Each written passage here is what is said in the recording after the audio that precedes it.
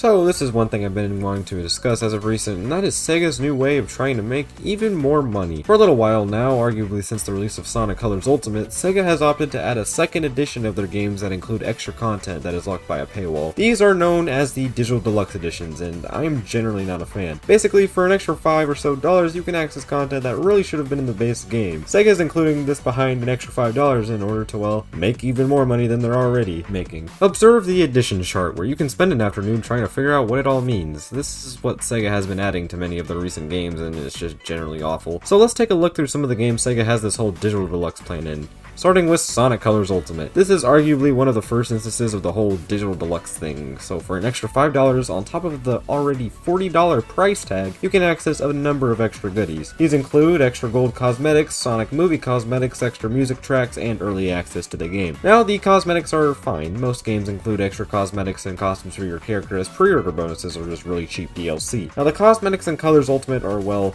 the bare minimum, but hey, costumes are the type of thing that you would put in a Digital Deluxe edition, so it gets a pass in my opinion. Player icons, while still being in the same category as cosmetics, are really kind of useless. You only see them when you either changing your icon or are in one of the 6 2-minute races with Metal Sonic. Now, it would be highly different if there was some sort of online mode to use these in, but there's not, so the player icons really serve no purpose at the end of the day. Next up, we have extra game remixes. Now, Sonic Colors Ultimate features remixes for all the stages in the game, as you might know. Most of these remixes are not really better than the original tracks in my opinion, but that's really besides the point. Sega is locking the Planet Wisp remixes behind either $5 DLC or the Digital Deluxe edition, and this is really the first example of something that should have been in the base game and not DLC. They are literally locking content that is really one of the main parts of the remaster of all things behind a paywall. The only saving grace from this is that without the remixes purchased, it just plays the original Planet Wisp tracks, which is definitely a plus in my book. And finally, we have early access. If you pre-ordered the Digital Deluxe edition of Sonic Colors Ultimate, then you were able to access the game 4 days before everybody else. Now, I will admit this was really cool back when the game was about to release. I was one of the people who pre-ordered the Digital Deluxe edition because of this reason, because, well, everything else was sold separately as DLC for physical and regular digital owners. But here's the main problem with this. This benefit obviously meant absolutely nothing for the people who purchased the Digital Deluxe edition after the game released. Now, does this necessarily mean that they're not getting full value from their purchase because the game could no longer be accessed early? Well, yeah, actually, probably. Again, while all this stuff could be bought as DLC for $9, you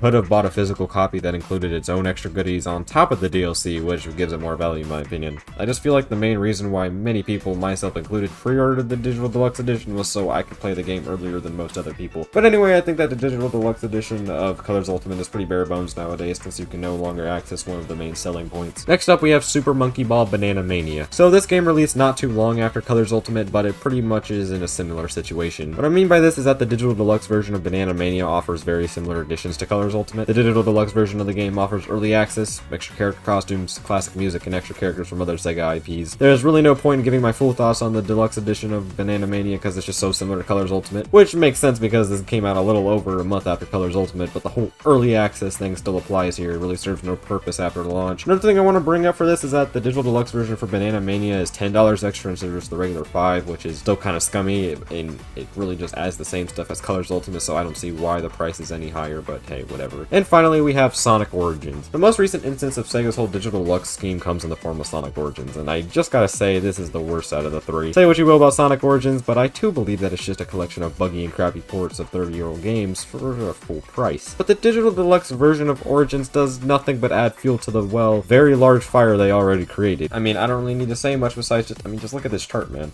So instead of just showing the benefits of the Digital Deluxe compared to the original version, they decided to show the benefits of the DLC packs that are included in the Deluxe Edition. I guess we should just start with the Start Dash pack, which is kinda irrelevant nowadays because this was just a pre-order bonus, and a passable one at that. The game gave you 100 extra coins, mirror mode unlocked from the start, and some extra backgrounds for classic mode. Now, this is fine because all this stuff is still accessible in the game, but hey, I mean, this is still cool nonetheless, I guess. It's free too, so you're not really paying any extra for this. Now let's talk about the different packs that are included in the Digital Deluxe version of the game. Let's start with the Classic Music pack, which allows you to listen to the soundtracks of Knuckles Chaotix, Sonic Spinball, and Sonic 3D Blast in the sound test menu. That's right, for a whopping $4 extra, you can listen to some music that you can just do by searching the OSTs on YouTube or something. On top of that, the music isn't even labeled correctly. This is obviously a bug, but the tracks are all mixed up and named incorrectly. I mean, I guess at the end of the day, it's better than Colors Ultimate locking the Planet Wisp remixes behind a $5 paywall, but it's still trash.